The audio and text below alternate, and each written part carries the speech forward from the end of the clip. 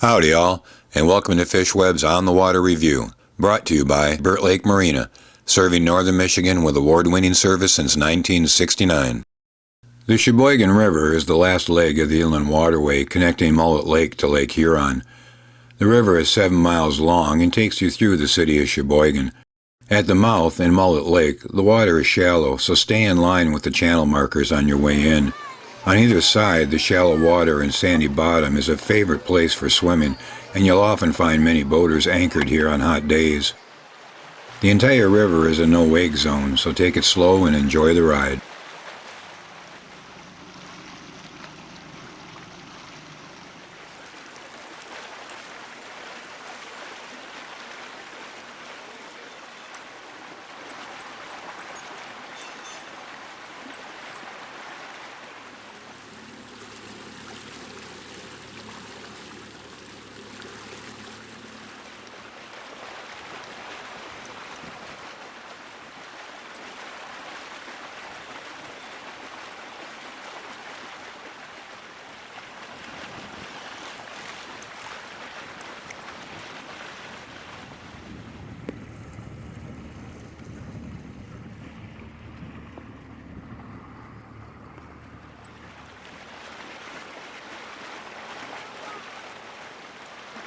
About a mile and a half in from Mullet Lake, you'll see an old railroad bridge.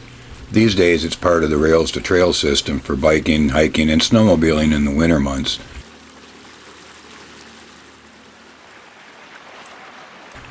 The next thing you'll pass under is the M33 Bridge with a campground and a restaurant on the port side.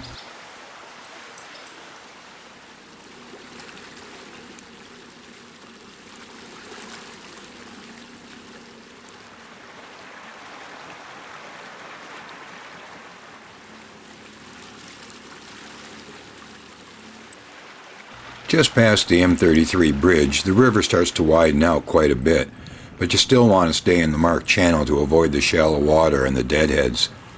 A bit further down, the Black River, Cheboygan River's largest tributary, enters, and the river gets a lot deeper here, making the next mile or so a favorite area for anglers. At the junction of these two rivers, you'll also find a full-service marina on the west shore where you can gas up.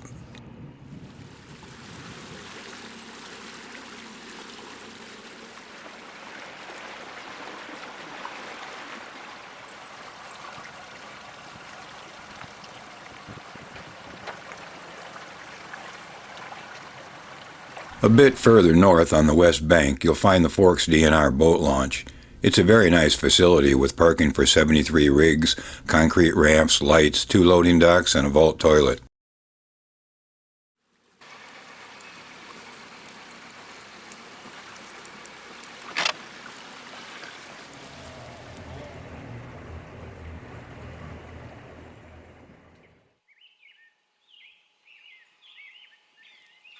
About a mile and a half further north of the Forks Boat Launch, there's a small bay on the east side of the river. There's an access site here for small boats with grass parking off of Garfield Road. As we head further north, we will travel through the city of Sheboygan and on to Lake Huron.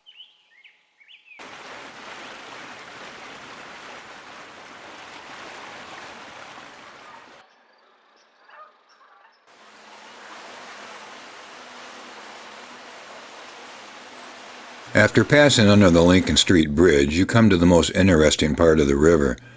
On the northeast side of the bridge is a Dnr Launch site. It has plenty of parking, a concrete ramp with loading dock, and vault toilets. Just past that is the dam and the Sheboygan locks that will lower you down to the level of Lake Huron.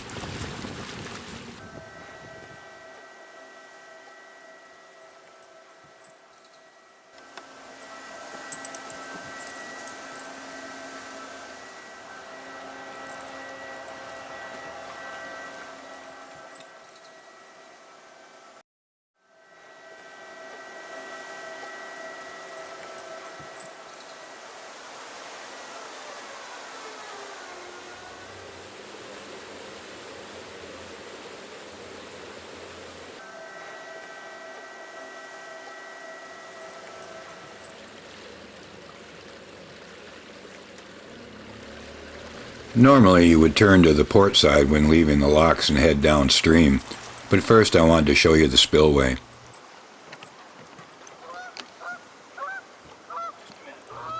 The Spillway Pool is a great place to fish, especially for steelhead in the spring and salmon in the fall, and is really laid out nice to accommodate the angler.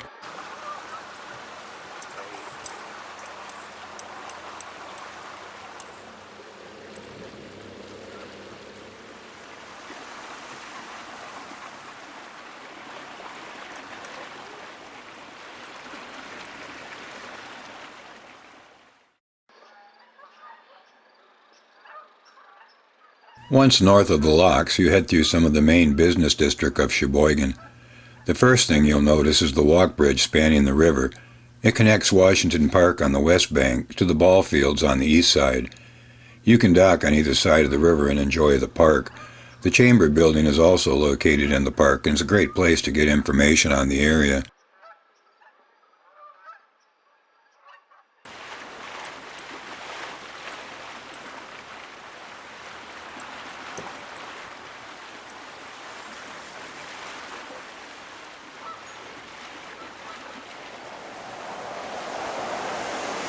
Once you pass under the drawbridge at State Street, you'll find more of an industrial zone.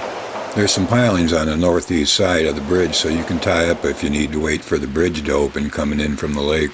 There's also a large marina there. Past that is barges, oil storage, and loading docks until the Mackinac comes into full view. Commissioned in 2006, the Coast Guard cutter Mackinac has been homeported here in Sheboygan ever since. The Mackinac is one of the most advanced cutters in the fleet and designed to handle many tasks other than just breaking ice.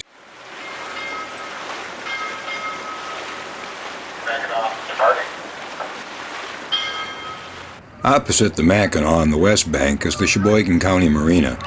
They have transit and seasonal slips with 24-hour security, fuel, and all the modern hookups including Wi-Fi. There's also a nice concrete launch ramp with loading docks and plenty of parking.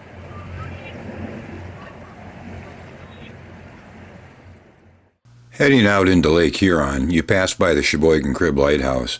As you follow the channel out, the breakwall offers protection from the waves and a walkway for visitors and anglers.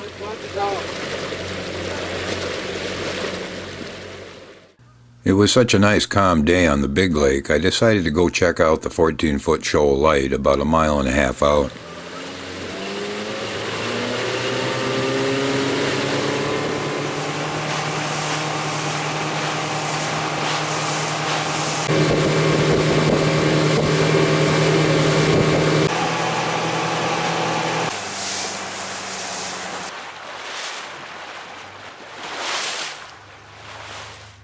Starting operation in 1929, the 14-foot shoal lighthouse guides mariners through the South Channel.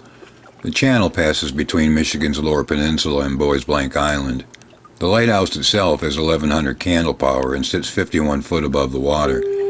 Since 1935, the lighthouse has been remotely operated from the Pole Reef Lighthouse, about 4 miles away to the east by northeast. Most days now, cormorants seem to make the lighthouse their home.